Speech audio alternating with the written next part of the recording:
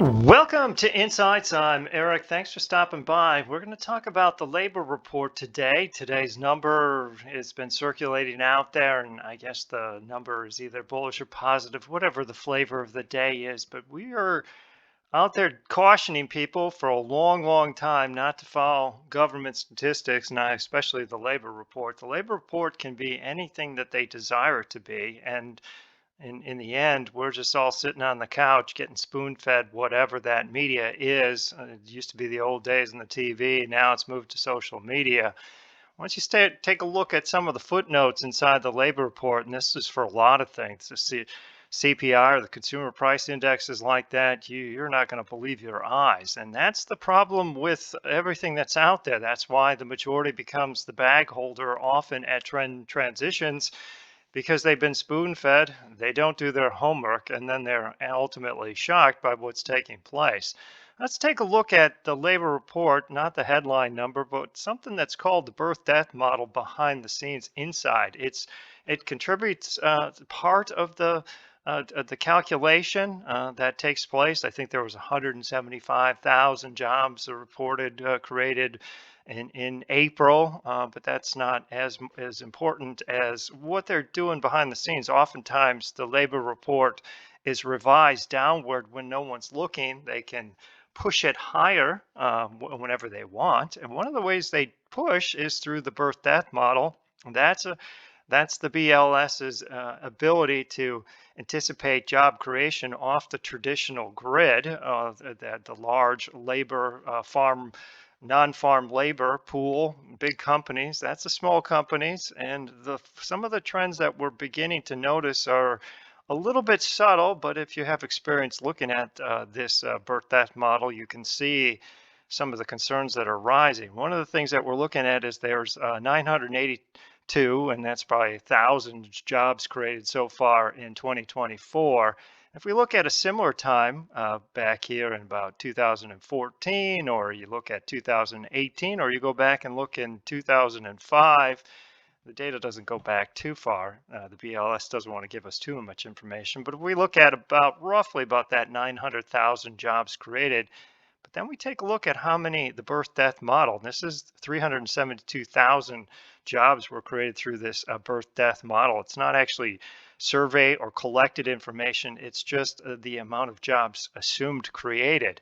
If we look from through the April period, which is the comparison, and in the end, it's the year-over-year comparison that's made in December, but that's a long wait.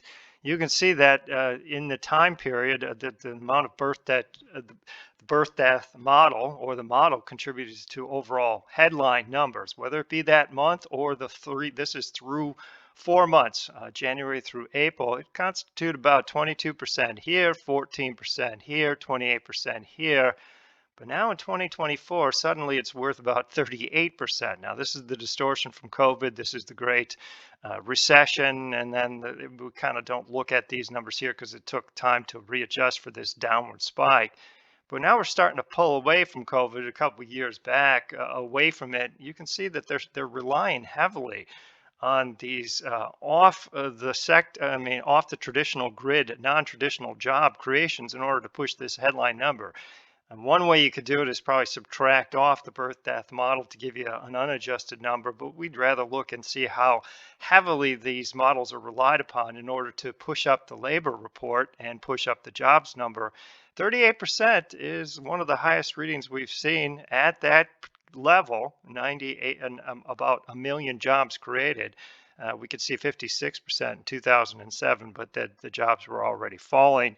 That was a bit of a concern because as the jobs were falling, almost half of what they were in 2006, a million jobs here and about 600,000, the birth death model stayed relatively robust, which was a way to hold this number up and to make it look better than it actually was.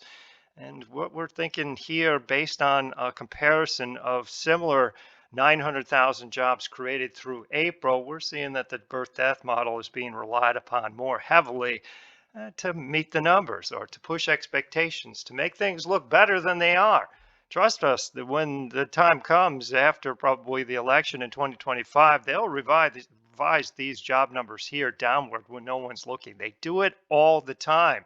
You have to see the strain that's developing through underneath inside the footnotes.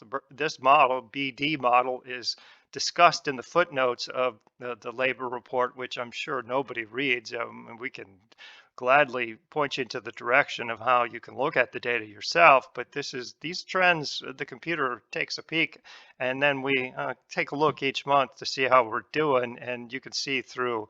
This is a poor comparison, but this is through December of 2004 to present. It can't. 38% of the jobs is a pretty high number, but when we look at the previous 10 years ago, which is roughly in 2023, roughly about the same level. 3 million jobs created in 2023, 3 million jobs created in 2014. 42% of those were contributed by this assumption behind the model, which is much higher. So it tells us internally the labor market is weakening over time, and they're doing a pretty good job of hiding it. Thanks for stopping by and thanks for watching. If you have any comments or question about what we talked about, we've always warned, don't take anything face value. Definitely don't trade off of this information, and now you know why. We will try and add to this discussion inside the ES report if we see anything going on in the coming months in 2024. The bigger the distortion, the bigger the warning, and here's a good example of it.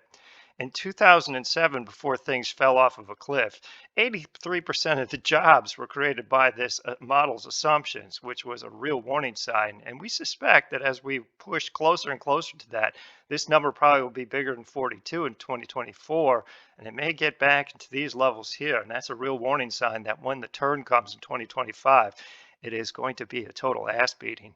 Sorry to be the one that tells everyone that, but this is all about doing your due diligence and studying what the invisible hand is saying, not what the statisticians are doing.